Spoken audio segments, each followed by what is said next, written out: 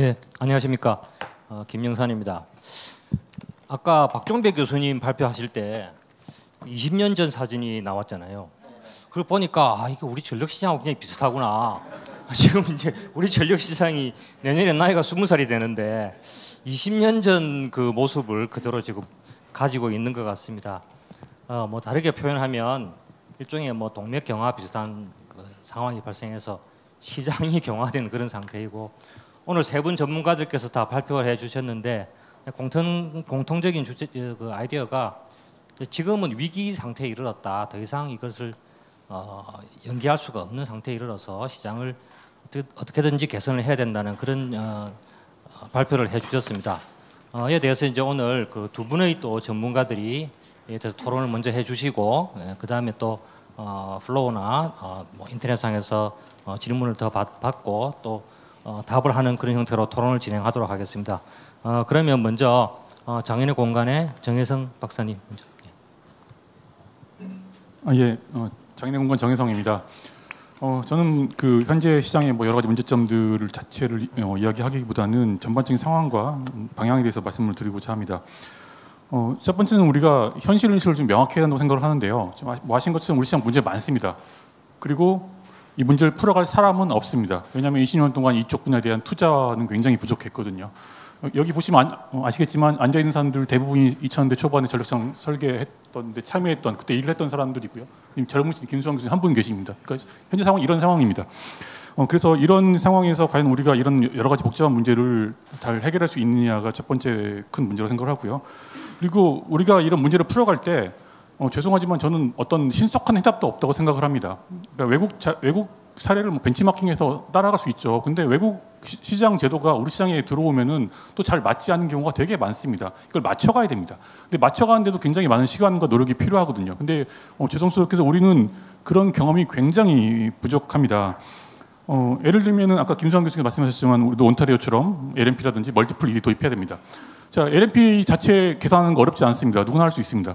근데 LMP를 하려면 우리는 5분 단위 수요가 필요하죠. 앞에 1시간 동안 5분 단위 수요를 계속 만들어져 있어야 되는데 우리는 그런 수요 자체가 모선별로 만들어진 게 없습니다. 그런 케이스를 분석해 본 적도 없어요. 아주 기본적인 5분 단위 수요, 모선별 수요 자체가 없다는 것이죠. 또한 ED 자체를 하는 것도 어렵지 않습니다. ED 누구나 할 수 있습니다. 그런데 외국 같은 경우에는 수력이나 양수 같은 발전기들이 다 가격 입찰을 하거든요. 그러니까 ED 하는 게 굉장히 간단한데 우리는 물량으로 문제를 풀어갑니다. 그다음에 향후 1시간 동안에 쓸 수 있는 수력 발전기, 양수 발전기 물량이 얼마인지도 밖에 다 룰을 다 만들어줘야 됩니다. 그런 룰을 어떻게 만드냐는 것이죠. 그리고 1시간 동안 유시가 안정되게 되어 있어야 멀티플 ED가 의미가 있는데 우리는 그냥 양수 갑자기 확 집어넣거든요. 15분 내에 양수 투입하고 합니다. 변동성이 되게 많아요. 그래서 그런 시장에서 멀티플 ED 하면 대체 무슨 안정성이 생기냐는 것이죠. 결국 우리한테 맞게 이런 제도들을 하나씩 만들어보고 검토해야 되는데 우리는 지금까지 그런 거에서 굉장히 투자가 없었다는 것입니다.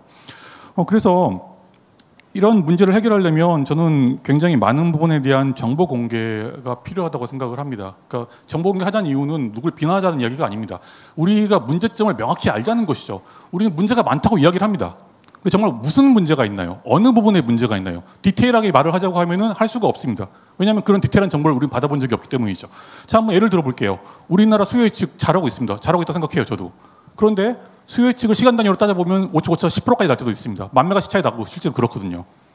근데 우리가 이런 수요 예측 정보가 외부에 공개가 되나요? 우리는 하루 전 수요만 예측 정보가 공개가 되지 실제 수요는 공개가 되지 않습니다. 물론 5분 단위 ED 정보라는 게 공개가 되지만 그건 엑셀로 막 자료를 긁어서 썸을 해봐야 겨우겨우 볼 수 있는 자료입니다. 1시간 단위로 하루 전처럼 실시간 수요가 나오지 않아요. 자, 그 실시간 수요 공개를 하면 무슨 문제가 생기나요? 물론 오차가 클 수가 있죠. 근데 오차가 큰 게 거래소가 수요 예측을 못해서라고는 생각하지 않습니다. 예를 들면 이런 거죠. 대규모 제철 공장이 보통 오후 6시까지 공장을 하는데 갑자기 오후 3시에 문을 닫는 경우가 있어요. 그럼 갑자기 수요가 뚝 떨어지죠. 그런 걸 우리가 예측으로 알 수 있나요? 그런 거 예측으로 알 수가 없습니다. 그런 사업자의 정보를 받아야 되는 것이죠. 그래서 옥경우 부장이 말씀하신 것처럼 이런 대규모 수요원가를 정보를 받게 하면서 문제를 해결해 나가야 됩니다. 같이 풀어야 되는 문제들인 거죠. 근데 우리는 그런 정보가 공개가 안 되다 보니 대체 그렇게 수요 오차가 큰 시간이 왜 발생했는지 그 정보 자체를 알 수가 없는 거예요. 10,000메 가면 LNG 복합 20대 켜야 됩니다. 그래서 이런 정보를 투명하게 공개하는 과정들이 필요하다고 생각이 들고, 그리고 이 과정에서 또 하나 해야 될 게 뭐냐면 우리는 시스템 중심으로 우리의 난리지를 쌓아가야 됩니다. 제가 이 말씀 드리는 게 뭐냐면 우리 20년 동안 전력시장 운영했잖아요. 20년 동안 전력시장 운영한 노하우는 어디에 쌓여 있나요? 그게 문서로 되어 있습니까? 우리가 지금까지 수많은 제도 개편을 했죠. 제도 개편했을 때 그 제도 개편한 이유가 무엇인지, 그래서 무슨 효과가 있었는지 분석한 자료가 있습니까? 저는 본 적이 한 번도 없습니다. 심지어 제도 개편을 해도 그 개편을 왜 했는지 알지도 못한 경우도 많아요. 그냥 결과만 쭉 튀어져 나오는 것이죠. 외국은 이렇게 하지 않지 않습니까? 다 아시는 것처럼 제도 하나 바꿀 때마다 거기에 대해서 문서가 다 나오고 왜 그렇게 했는지 무슨 근거로 했는지가 다 나오는데 우리는 그렇게 한 자료가 없다 보니까 시장을 20년 동안 해왔지만 시장에 대한 난리지가 잘 쌓이지가 않습니다. 그 난리지는 그 제도 개편에 참석한 사람들 머릿속에만 있는 거예요. 그러니까 예를 들면 김수환 교수님, 젊은 교수님 오셔가지고 시장제도 하려고 하면은 과거의 히스토리를 정확히 알 수가 없는 거예요. 무슨 일이 있었는지를. 또 마찬가지입니다. 개통 운영도 마찬가지인데요. 우리 개통 운영 거래소분 정말 열심히 하십니다. 관제원들 진짜 잠못 자면서 열심히 하시는 건 충분히 이해를 합니다. 그런데 개통 운영에 대한 난리지가 시스템에 쌓여 있나요? 아닙니다. 우리는 그 난리지 관제원들 머릿속에만 있어요. 그 절차화가 되어 있지 않습니다. 절차서가 없습니다. 아까 온타리오 케이스 보시면 아시겠지만 맨 뒤쪽이 뭐냐면 시스템을 개편하고 거기다 훈련하면서 절차서 만드는 작업을 해요. 근데 우리는 그런 절차화가 되어 있지 않습니다. 그러다 보니까 관제원이 바뀌면은 개통 운영 방식도 바뀌어요. 발전기 급전지도 달라지고요. 향후에 재선이가 계속 들어와서 변동성이 커지면은 이런 문제 해결하려면 절차화가 되어 있고 지식이 자꾸 시스템에 쌓여야 이 절차서를 바꿔서 문제를 해결할 수 있는데 우리는 지금 그런 준비가 너무 취약하다는 것이죠. 그래서 계속 모든 이슈들을 시스템화시키고 물론 전문가의 난리지 필요합니다. 그걸 부정하지 않는 건 아니에요. 당연히 그 전문가 난리지가 필요하죠. 그래서 전문가가 해야 될 영역, 전문가 빠르게 처리해야 될 영역과 시스템에 쌓아야 될 영역을 구분해서 지금부터 더 관리하고 절차서를 만들어야 됩니다. 그게 가장 중요한 이슈라고 생각을 하고요. 마지막으로 우리 시장은 모니터링 기능이 너무 없습니다. 대체 운영을 잘하고 있는지, 시장은 대체 무슨 문제가 있는지 그 정보를 제공해 주는 기관이 없습니다. 저는 이런 모니터링도 굉장히 많은 기술이 필요하기 때문에 이런 정보의 투명성과 더불어 모니터링 기능을 충분히 강화를 하면서 차근차근 문제를 해결해야 된다고 생각이 들고요. 이런 문제를 단순히 거래소나 한전이 하는 게 아니라 시장 참여들이 다 같이 머리를 맞대고 다수의 워킹그룹이나 커뮤니티를 만들어서 같이 문제를 논의하고 해결해 나가야만이 이 여러 가지 재생에너지가 들어왔을 때 생긴 큰 문제들을 막을 수 있다고 생각을 합니다. 이상입니다. 예, 정현성 박사님 하실 말씀이 엄청 많으신 것 같은데 짧은 시간에 추가해서 말씀해 주셨습니다. 다음은 한국산업기술대학교 김성수 교수님께서 토론해 주시겠습니다. 예, 한국산업기술대 김성수입니다. 지금 많은 분들이 지금 우리나라가 20년째 거의 제자리에 있다라고 말씀하셨는데 이제 그게 왜 그렇게 됐느냐라는 것을 좀 간단히 말씀드려 보겠습니다.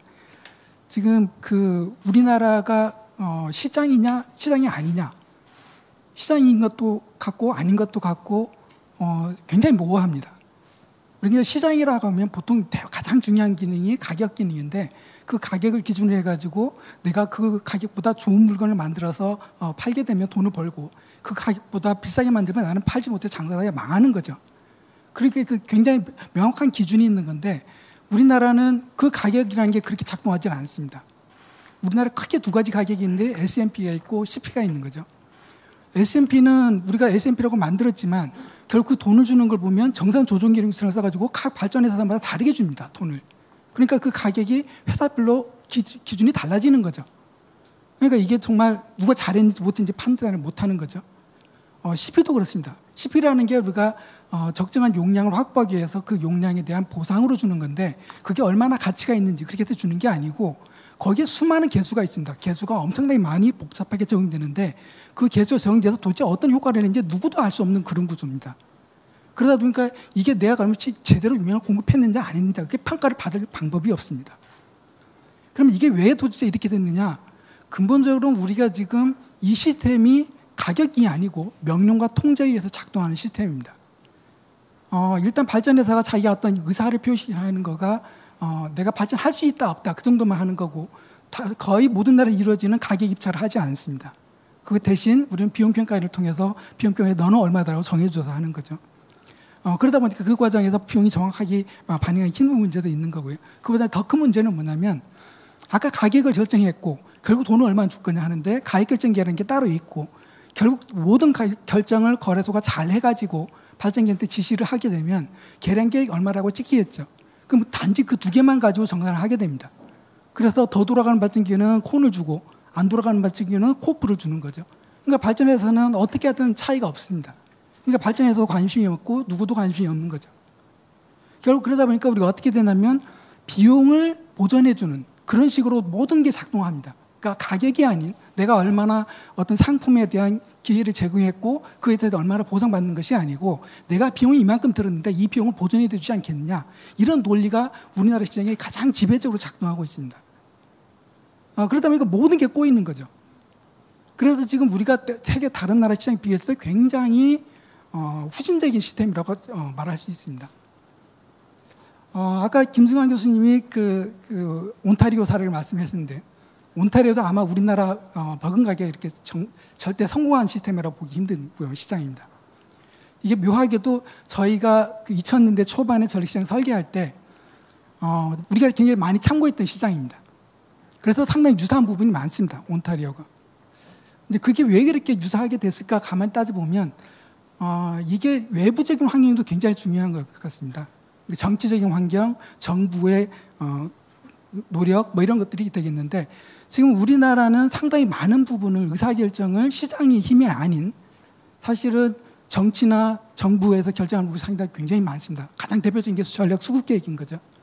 발전소를 내가 져가지고 장사를 해야겠다 하는 건데 거기에 수급계획이 가로막고 있습니다. 나는 장사할 수 있다고 믿는데 정부가 하지 말라고 하기도 합니다. 어떤 사람은 들어오고 어떤 사람은 못 들어오고 그렇게 됐습니다. 그러다 보니까 우리가 지금 이게 시장 기능을 통해서 하는 게 아니다 보니까 이게 시장도 아니고 그렇다고 시장이 아닌 것도 아닙니다.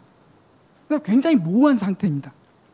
그러니까 그런 면에서 아까 어떻게 보면 그 3명의 발표가 있었지만 마지막에 전력거래소 그 고길 팀장이 발표한 게 어떻게 보면 지금까지 우리가 많이 논의가 됐었던 거는 장기적으로 시장을 이렇게 바꾸자 하는 그런 논의였었는데, 지금 옥결 팀장이 얘기하고 있는 것은 단기적으로 1년 안에 뭘 해보겠다고 하는 겁니다.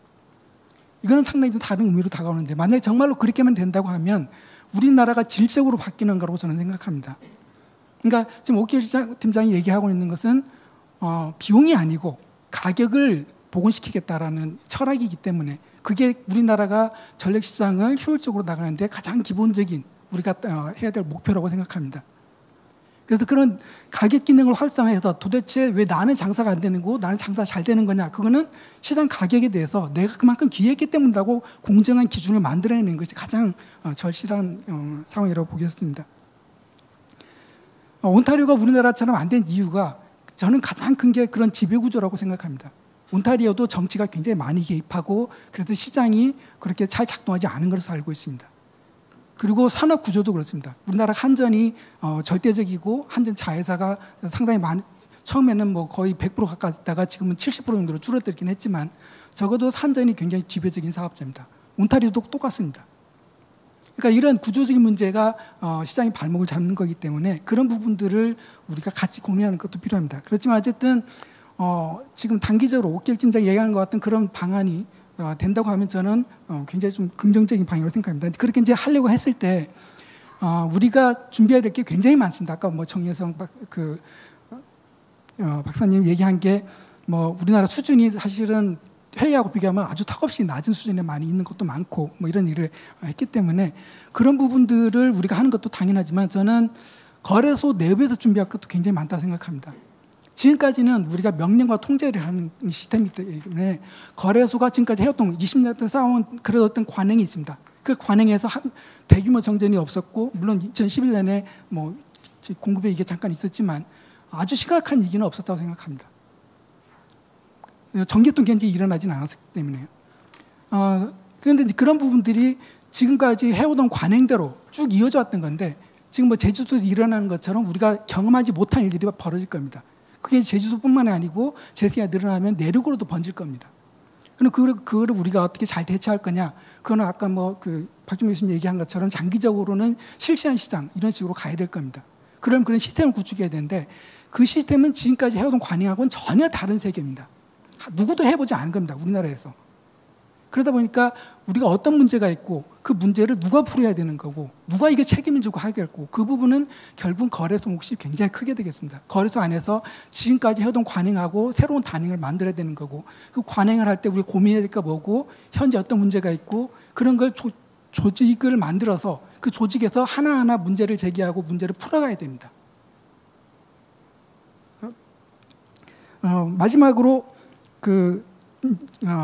그러기 위해서 그 주변 상황을 말씀드리겠습니다. 가장 우리가 지금 이 시장이 이 상황으로 정체되기 때문에 저는 가장 핵심적인 역할을 한 것이 전기요금이라고 생각합니다.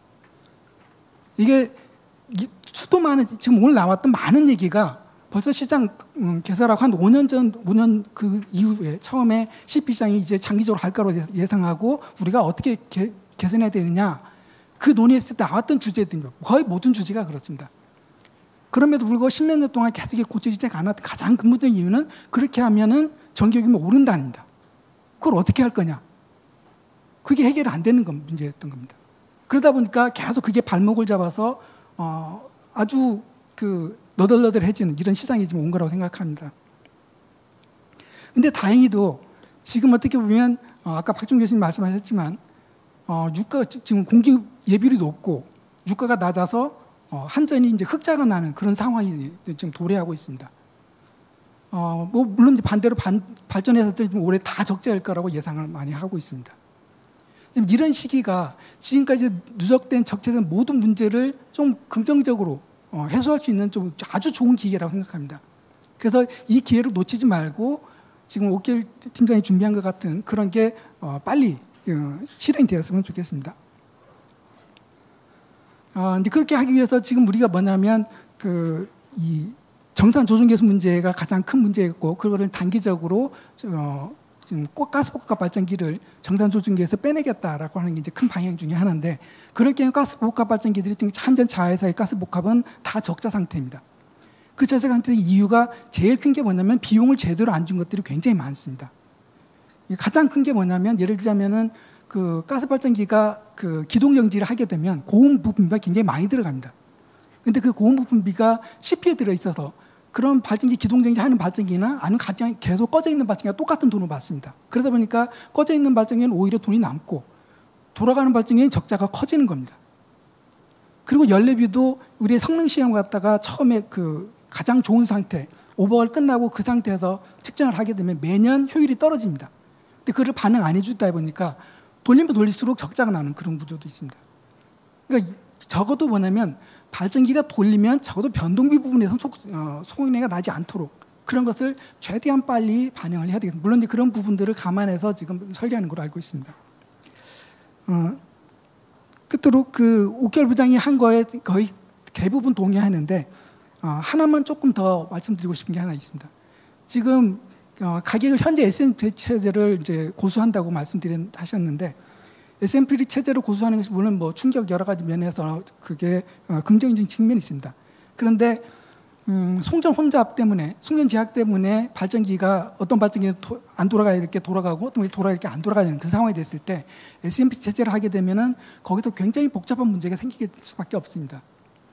그러니까 우리가 LNP 체제로 가는 것이 이제 극단적인 선택이라면 그 부분과 좀 중간 단계로 어떻게 보면 지역별 가격제를 할 수 있습니다.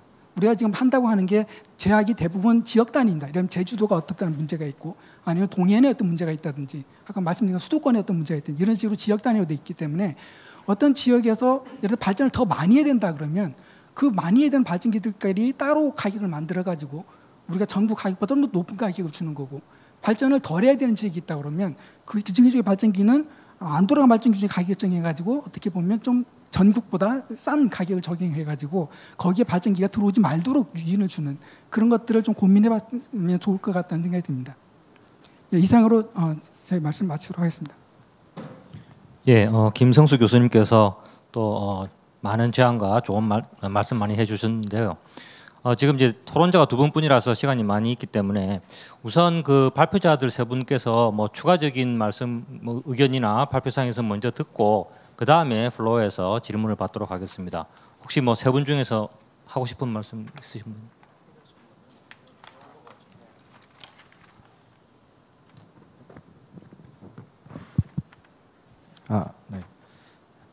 네, 김승환입니다. 정혜성 박사님이 그 말씀해주신 거에 되게 격히 공감을 하는데요. 그러니까 인력이 없다는 부분 굉장히 많이 공감을 합니다. 사실 그거를 제가 좀 개인적인 경험에 비춰서 언제 깨닫냐면 저 같은 젊은 교수가 이 자리에 와 있는 것 자체가 인력이 없다는 뜻입니다. 그러니까 사람이 없으니까 이제 뭔가 다 비슷한 사람들이 여러 과제를 하게 되고 그러다 보니까 다양성이 떨어지는 그런 문제들이 발생을 하는 거고요.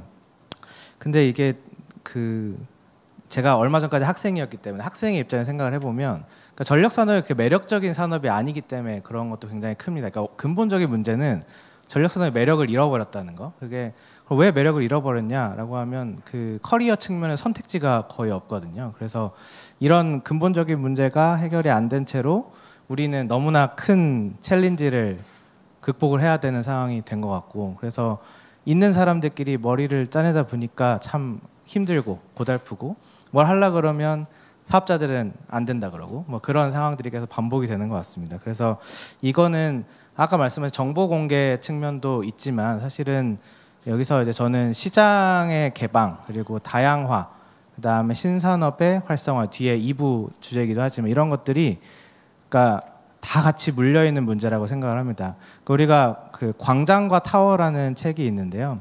어떤 문제를 그러니까 그 중앙의 타워에서 결정하는 시스템과 광장에 다 같이 모여서 결정하는 시스템이 초반에는 광장에서 결정하는 시스템이 훨씬 비효율적이 느립니다.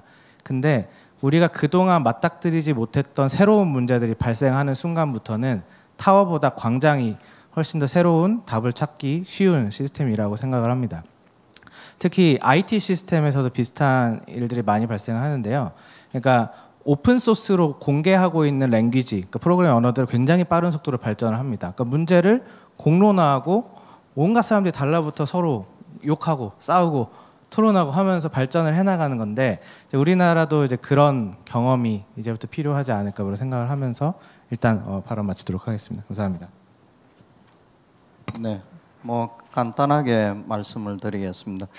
그 정혜성 박사님 말씀하신 인력 부분하고 투자 한계 부분은 뭐 100% 이렇게 동의를 드리고요.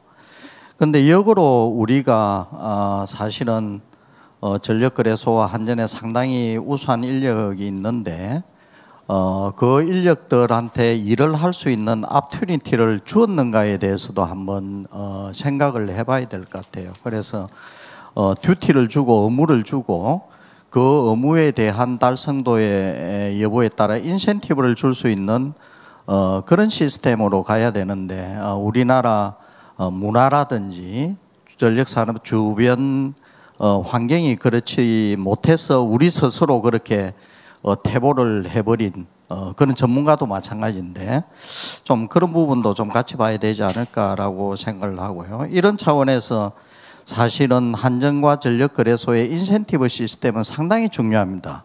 미국이나 EU 같은 경우에는 TSO가 업리프트를 얼마만큼 줄이는가가 그 사람 샐러리하고 이렇게 이제 결정이 되잖아요. 그럼 우리가 지금 여러 형태로 이렇게 고민하고 있는 개통운용과 가격 결정 사이의 괴리를 줄이려고 스스로 이렇게 노력을 하는 부분들이 있는데 우린 전혀 그런 시스템이 없다. 그냥 몇몇 사람들의 헌신에 이렇게 이제 의존을 하고 있는 그런 부분에 대해서도 좀 많이 해야 될 것 같고요. 그 다음에 지금 뭐 과거가 어떻게 됐든지 간에 지금 시간이 없습니다. 사실은 제주에서 일어나는 상황이 육지로 이렇게 이제 뭐 5년 후가 될지 3년 후가 될지 모르겠지만 이렇게 왔을 때 우리가 가만히 있으면 그냥 완전히 그 파도에 휩쓸려서 전력 산업 전체가 어떠한 형태로 이렇게 이제 갈지 모른다. 그래서 지금은 누구를 이렇게 뭐 책임을 묻고 하는 것보다는 전력 산업이 사실은 생존을 하기 위해서는 지금 솔루션을 빨리 내야 된다. 그런 차원에서 저게 전력거래소 옥 팀장님 발표한 1단계 부분은 뭐 시급하게 돼야 되고 저는 병렬적으로 중기, 장기 과제를 같이 좀 빨리빨리 풀어야 된다. 뭐 여기 우리나라에 인력이 없으면 해외 인력을 쓰면 되잖아요. 그래서 너무 그렇게 우리 사이에 이제 싸움보다는 그리고 뭐 거래소와 한전 사이도 이렇게 좀 벽을 허물고 전력인으로서 이렇게 좀 솔루션을 빨리 찾아가자. 시간이 우리한테 뭐 3년이 있는지 5년이 있는지는 모르겠는데 아무튼 직감으로 그렇게 많은 시간을 우리가 가지고 있지는 않다라는 부분을 다시 한번 말씀드리겠습니다. 네, 저희 제기하신 문제들이 많이 이제 공감을 가는 것도 많고요. 사실 거래소가 답변할 사항이 상당히 많아 보이는데 지금 사실 제 슬라이드에 좀 있었지만 어떤 시장이 가기 위해서는 후방적인 개통 운영 절차, 관제 절차, 기법 이런 부분들이 굉장히 객관화돼야 되고 제도화돼야 되고 투명화해야 되고 그런 부분들에 대해서 전적으로 동의하고요. 그리고 그런 작업들을 추진하고 있지만 실제 실개통이라는 게 굉장히 만만치 않은 문제라서 사실 이 부분도 시간이 걸리면서 저희들이 지속적으로 노력할 계획입니다. 지금 예정이고요. 그리고 가급적이면 이제 박 교수님 말씀하신 것처럼 단기에 다 할 수 있으면 좋은데 저희들도 사실은 뭔가 절대적인 자원의 제한이 있기 때문에 아마 저희 내부에서 프리어리티에 대해서 현명하게 잘 추진을 하려 노력을 하도록 하겠습니다. 그 다음에 이제 인센티브 문제는 나온 김에 사실은 저 입장에서 좀 억울한 게 너무 많습니다. 저도 경영평가 담당이 아니지만 저희 회사 경영평가는 우리 에너지 전환하고도 큰 상관이 없고요. 정전은 직접적으로 상관되지만 정전 안 시키면 뭐 그 외에는 또 상관도 없고요. 그리고 또 너무나 이게 평가제도 경직적인 게 예를 들면 이런 겁니다. 재생에너지가 늘어나서 현재보다 어떻게 보면은 본질적인 그 통계 모수가 변동성이 훨씬 커졌는데 무조건 수요 예측은 나아져야 돼요. 사실은 그걸 현상 유지하기도 거의 모든 사람이 아무도 할 수 없을 텐데 뭐 그런 거라든지 좀 굉장히 억울한 게 많아서 이 거래소에 대한 인센티브 문제 이런 부분들은 우리 전 산업계에 좀 협력이 좀 필요하지 않나 하는 부분도 있습니다. 이 부분 국회도 좀 도와줘야 되고요. 그리고 전력 산업의 생존 문제하고 가까울 정도로 변환이 있다는 거에 동의를 하고요. 그래서 저희 전력거래소도 20년을 맞이해가지고 전반적인 내부적인 검토와 아울러 아마 지금 제기되는 모든 문제가 거래소만으로는 안 될 겁니다. 어떤 밸류 체인에 있어서 발전부터 소비자까지 거의 전방위적으로 모든 게 변화하고 있는데 그런 부분들을 저희들이 좀 가리고 프리어리티를 마련하고 그래서 자체적으로 할 거, 그다음 같이 할 거 이런 것들을 저희들을 좀 준비는 하고 있습니다. 그래서 이런 부분들이 같이 나갈 수 있는 기회가 되면 좋겠고요. 그리고 우리 정혜성 박사님이 말한 것처럼 이런 부분들을 좀 더 우리 시장 거버넌스도 전체적으로 좀 열어놓고 미국 ISO처럼 이슈들을 좀 계획적으로 지속적으로 논의할 수 있는 그런 거버넌스가 되기를 저도 개인적으로 희망합니다. 예, 감사합니다. 그러면 지금부터 이제 플로어에서 질문이나 또는 코멘트를 받도록 하겠습니다. 예.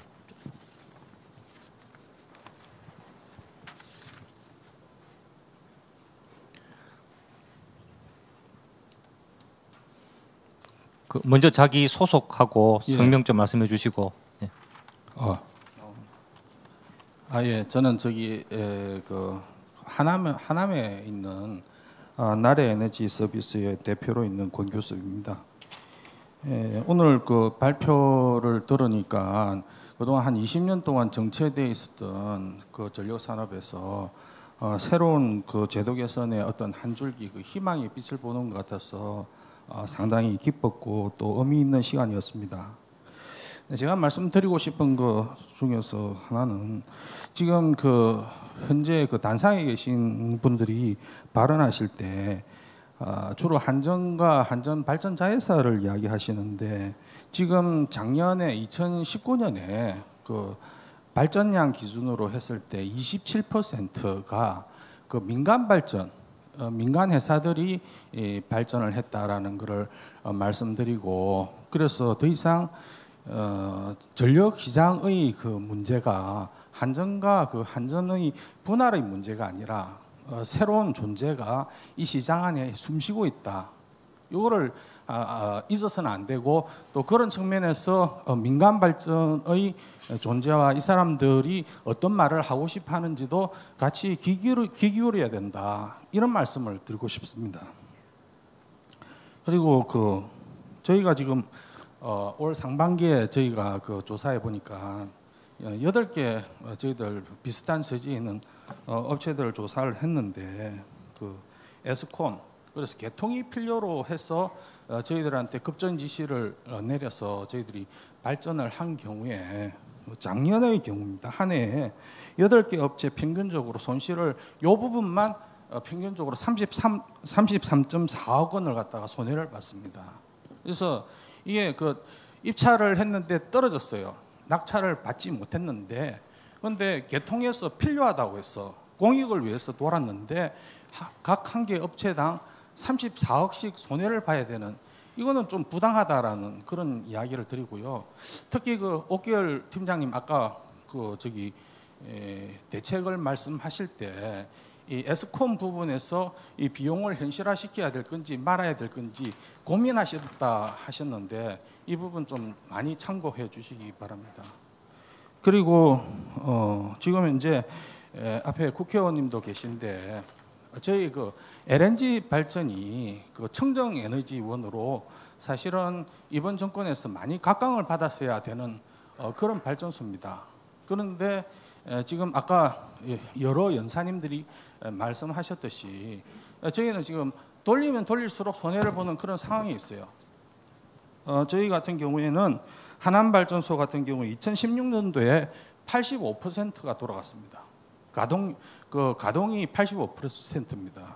그리고 작년에 62% 돌았어요. 근데 그 4년 동안 저희들이 650억 원 적자를 봤습니다. 그러니까 이거는 만약에 저희가 가동을 안 하고 사회에 기여를 하지도 않고 전기도 생산하지 않고 이렇게 적자를 보고 했다면은 저희가 뭔가 못나서 그런 건데, 이렇게 평균 70% 이상의 높은 사회적 기여를 했는데도 이 적자를 본다는 것은 뭔가 시스템에 잘못돼 있다라는 거, 이걸 말씀드리고요. 이거는 오늘 옥결 팀장님 말씀하신 거에서 그 제도 개선하면 다 해결될 수 있는 겁니다. 예를 들어서 아까 말씀하신 석탄도 5% 그 리저브하고 LNG도 5% 리저브 하는데 코프로 그걸 보상을 하니까 우리 하남발전소가 S&P 80원인데 우리가 입찰 단가 79원이라 했을 때 코프 단가 1원밖에 안 돼요. 그런데 석탄 발전은 40원에 입찰해가지고 80원에 낙찰 받으면은 그 자기 리저브 되어 있는 걸 갖다 가동하면은 그게 킬로와트아워당 40원씩 돈을 받고 우리는 킬로와트아워당 1원씩 받는단 말이죠. 그래서 이걸 갖다 평균화해서 같이 보상하겠다 하는 거, 똑같은 서비스에 똑같이 보상해야 되는 거 아니냐, 그런 측면에서 강력하게 저희 지지하고 이번 개선 대책이 제대로 그 타임리에 스케줄에 맞춰서 진행됐으면 좋겠습니다. 감사합니다. 예, 민간 사업자 입장에서 그 힘든 점과 또 의견을 말씀해 주셨습니다. 뭐 특별히 질문이라기보다는 의견이었기 때문에 한 분 더 코멘트를 받고 하겠습니다. 예, 홍익대학교 전용환입니다. 그 옥결 팀장님 그 설명을 듣고 지금 그 개선하는 것 중에 제일 먼저 하는 게 그 제약을 가격에 반영을 하겠다고 하셨는데, 사실 제약이 종류가 뭐 몇 개가 있잖아요. 예비력 제약도 있고 자기 제약도 있고 발전기, 그다음에 이제 송전 제약이 있는데 뭐 송전 원작, 이 송전 원작 같은 경우는 이게 수요 예측이 지역적으로 이루어져야 되고 재생에너지 출력도 지역적으로 같이 이루어져야 됩니다. 그런데 그 준비가 지금 안 돼 있는데 이 부분부터 갈 수 있다고 하는 것도 하여튼 디테일에 들어가서 조금 우려가 되는 부분이 있고요. 또 조금 더 자세하게 또 하나 더 질문 드리고 싶은 게, 지금 유닛 커미트먼트 결과를 보면 상당히 정교하게 운전을 하도록 나오는데 실제로 오퍼레이터들이 그렇게 운전을 하지 못할 때 거래소에서 그런 상태에서 운전을 어떻게 할 건지, 이게 그러니까 그 가격 결정 발전 계획이 실제 그 제약하고 이런 걸 다 고려를 해가지고 나왔는데 현실적으로 그렇게 운전을 하지 못하는 그런 경우를 어떤 식으로 처리를 해서 가지고 갈 건지, 그런 실제 현실적인 고민도 상당히 필요할 거로 보이는데, 우리가 지금 사실은 이전부터 조금씩 개선을 해 나왔어야 되는데 안 하다가 한꺼번에 하려고 그러니까 생기는 문제라고 보이십니다. 하여튼 뭐 고생 많이 하셔야 될 것 같습니다. 하여튼 뭐 질문이기도 하고 뭐 그렇습니다. 예, 그 아무래도 그 옥길 팀장님한테 질문이 많이 몰리는 것 같습니다. 먼저 여기 답을 좀 해주시고 다음 차례로 넘어가겠습니다. 네, 먼저 나래 에너지 서비스에 말씀하신 거에 일단 답변을 좀 드리겠습니다. 사실 제가 제도 개선을 바꾸는 거는 COP는 말씀하신 대로 석탄 개별 연료비 기준으로 했기 때문에 일방적으로 석탄한테 유리했던 거고요.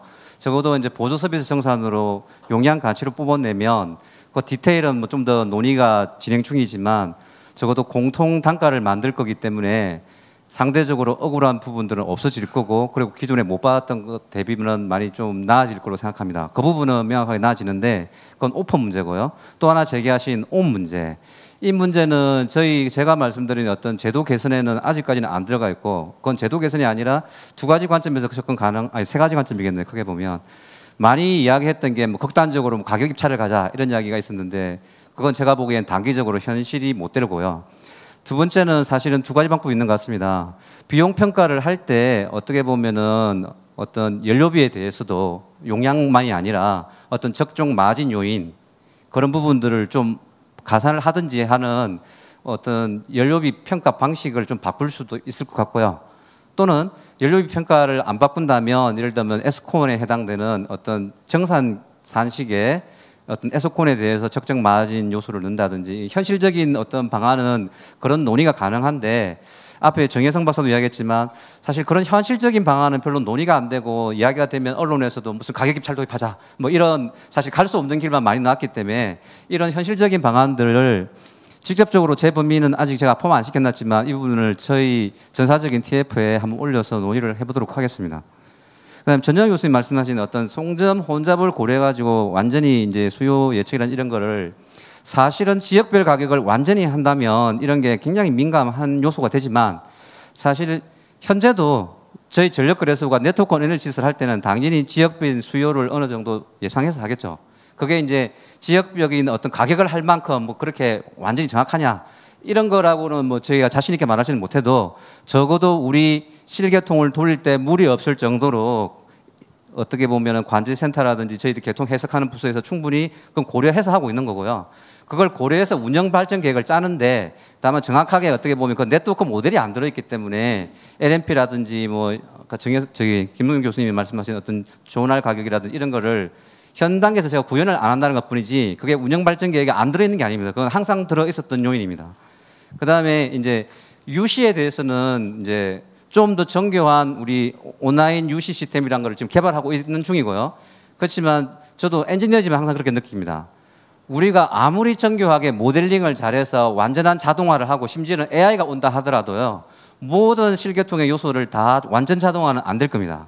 그래서 최대한 자동화해서 그런 것들을 검증하고 그 다음에 안정화하고, 그리고 그런 부분이 안 되는 부분에 대해서 사용자와 즉 관제원과의 인터페이스를 어떻게 만들지, 보조 시스템을 어떻게 만들지, 이런 작업들이 많이 걸리기 때문에 제가 말한 어떤 장기 시장 개편이 후방적인 운영 절차의 개선이 필요하다는 게 이런 많은 사항들을 포함하고 있습니다. 그래서 이런 작업들이 빨리 생각처럼 그렇게 안 된다 이거죠. 해외 그냥 다뤄온다고 물건 하나 들어온다고 될 게 아니고 우리 상황에 맞게끔 안정화 작업이 꽤 상당 기간 필요할 거라는 겁니다. 유시 관련해서 잠깐 말씀드리겠습니다. 제가 좀 시스템을 개발하고 있기 때문에 전정 교수 말씀하신 내용이 정말 굉장히 중요한 이슈가 실제로 되고 있고요. 최적화에서 나온 결과들을 실제로 관제원들이 보면은 일정 부분은 신뢰할 수 없는 결과들일 수도 있고요. 또 일정 부분은 효율적인 결과가 나오기도 합니다. 그러니까 예를 들면은 뭐 발전기 특성 정보 같은 게 정확하지 않아서 그 관제원들이 쓸 수 없는 답이 나오는 경우도 있습니다. 이런 경우는 당연히 이제 시스템을 파라미터를 바꿔줘야겠죠. 그래서 그런 작업이 지금 또 진행되고 있고요. 또 하나 문제는 관제원들이 지금까지 관행적으로 사용하고 있던 여러 가지 발전기 우선순위 같은 것들과 최적화는 다른 답을 찾는 경우가 종종 있습니다. 특히 예비력 같은 걸 고려했을 때 조금 더 효율적인 답을 찾다 보니 그런 답이 나오거든요. 그러면 그런 답이 나왔을 때 최적화 나온 대로 답을 쓸 거냐, 아니면 관제원들이 생각하고 있는 답을 쓸 거냐는 제가 볼 때는 그건 향후에 교정을 해나가야 될 문제로 생각을 합니다. 무조건 최적화 답이 좋다고도 말할 수가 없는 부분들도 분명히 있거든요. 그래서 이 두 개를 맞춰가는 데에는 꽤 많은 조율이 필요하고 적어도 저는 그 기간이 한 1, 2년 정도는 준비를 해야 된다고 생각을 하고 있습니다.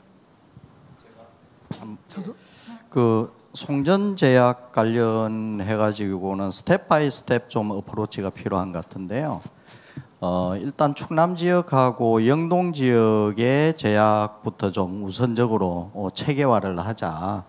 거기서 업리프트가 어느 정도 나오는지는 모르겠는데 그 업리프트를 이렇게 계산을 해보고 그 업리프트를 뭐 보조 서비스 비용으로 이렇게 활용을 한다든지 뭐 이런 부분들에 대한 현실적으로 나타나고 있는 부분부터 문제를 해결하고 이걸 전국적으로 확대를 했으면 좋겠다라는 좀 추가 의견을 드리고요.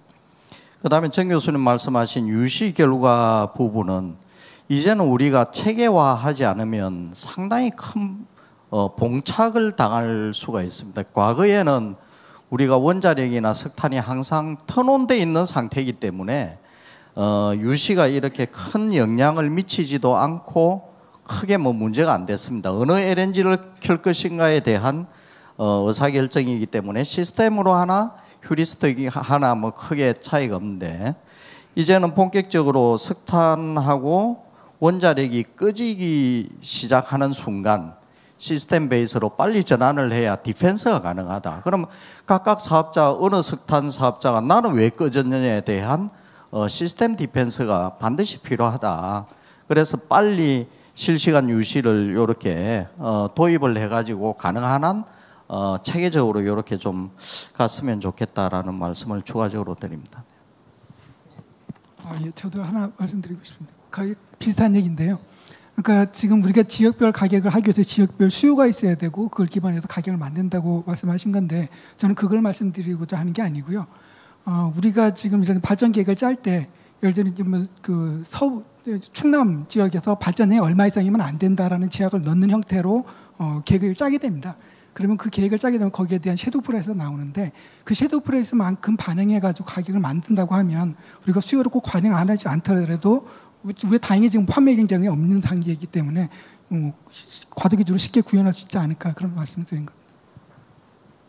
예, 오늘 논의가 이제까지하고 다르게 굉장히 구체적이고 기술적인 거로 나가는 걸 봐서는 시장 개선이 머지않은 것 같습니다. 또 다른 분 질문 받겠습니다. 예, 저 뒷불에서 먼저 예, 죄송합니다. 예, 감사합니다. 좀 시간이 얼마 안 남아서 좀 짧게 예, 짧게 하겠습니다. 예. 저는 발전회사 직원입니다. 앞에 나래에너지 대표님 말씀대로 복합 발전기가 돈을 못 버는 거 저도 이해를 하고요. 그렇다고 발전회사가 돈을 많이 버는 것도 아닙니다. 발전회사도 거의 적자 보다가 뭐 저유가되거나 이럴 때 간혹 흑자를 봅니다. 오늘 말씀하신 거 보면 도매 전력 시장을 개선하자는 것 자체가 결국은 국민들이 값싸고 질 좋은 전기를 잘 쓰자는 얘기 같은데요. 목적이 지금 같은 경우에는 발전회사나 한전에 그 비용을 충분히 보상 못 받는 이런 희생 위에서 국민들이 값싸고 질 좋은 전기를 씁니다. 근데 만약 이렇게 시장이 개선되게 되면 전기요금을 올려야 될 요인이 상당히 많이 보이는데요. 그런 부분들에 대해서는 어떻게 고려하시는지 좀 여쭙고 싶습니다. 혹시 어느 분한테 특정해서 질문하실? 저는 옥결 팀장님께서 말씀하시는 게 좋을 것 같습니다. 죄송합니다. 예, 바로 답변드리겠습니다. 제 슬라이드에 저희들이 기본 설계를 하고 어떻게 보면 전력 거래 대금 영향 분석이라고 2개월 정도 잡아놨었는데요.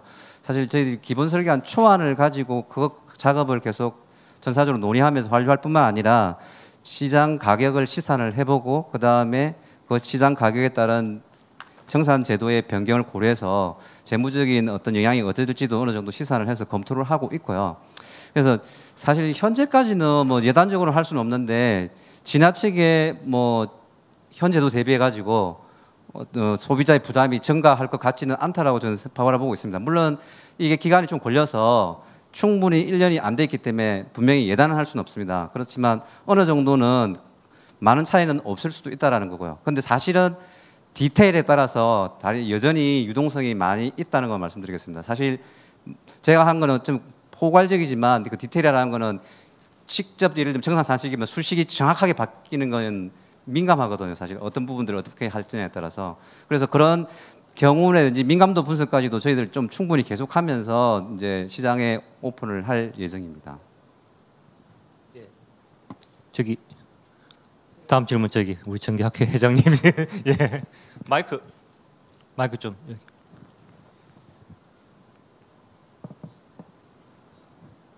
예, 그냥 되는 거 그냥 되는 것 같습니다. 예, 감사합니다. 예, 대한전기학회 최재석 회장입니다. 저는 우리 감동을 상당히 받았습니다. 우리 김성환 교수님 절대 젊었다고 생각하지 마십시오. 인력도 많이 있습니다. 우리 전력 산업은 항상 매력적입니다. 꼭 드리고 싶고요. 예, 그리고 우리 정혜성 대표님 그동안 너무 감사드리는데 한탄에 가까운 그런 말씀은 좀 제가 뒤에서 많이 밀어드리겠습니다. 예, 우리 전력산업, 16년 전에 우리 전력산업 이 사이샘 발족 때부터 우리 이렇게 좀 참석 가끔 해왔는데 중간에 좀 빠졌지만은 굉장히 열띤 토론에 오늘 굉장히 저는 감동받고요. 여하튼 우리 김성수 교수님의 그 가격이 아니다는 거 이거는 굉장히 가슴에 와닿습니다.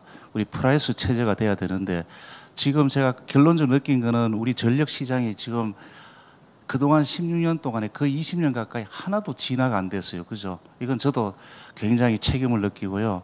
여하튼 전기학회 회장으로서 최선을 다해서 내가 그 잘하는 데까지는 힘을 다하고요. 우리 그 박종배 교수님한테 특별히 제가 미션을 하나 좀 드리고 싶습니다. 우리 대한전기학회 전력정책위원장이신데요. 좀 몇 년간 해서야겠습니다. 이게 저는 그래서 합니다. 아까 다름이 아니고 진짜 적기라고요. 적기입니다. 이건 작년부터 좀 느꼈던 점인데 우리가 진짜로 지금부터 이제 시장 체제로 갈 수 있는 기반이 됐다. 이게 지금 안 되면은 굉장히 이제 저갈 것 같아요. 우리 그 지금 아까도 뭐 유럽, 미국 하는데 16년 전에는 저희들이 최우선으로 막 얼마나 그 저 연구도 하고 했습니까? 그런데 지금 보니까 일본보다도 좀 늦어진 거 아닌가 이런 느낌 받고요. 굉장히 좀 안타깝습니다. 그래서 대한전기학회에서도 필요하면은 제가 어떻든 간에 최선을 다해서 지원하겠습니다.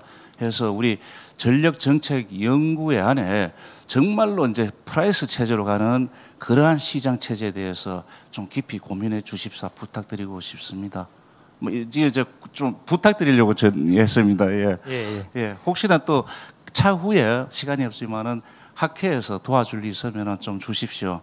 정 대표님, 예, 그래 좀 부탁드리겠습니다. 예, 감사합니다. 예, 정기 학회장님의 격려와 당부 말씀이었습니다. 혹시 꼭 제가 한마디 꼭 예. 정기위원장님께서 정기위원회 위원장님께서 묵성으로 하겠습니다. 아니요, 마이크 해주세요. 안 들리죠. 죄송합니다.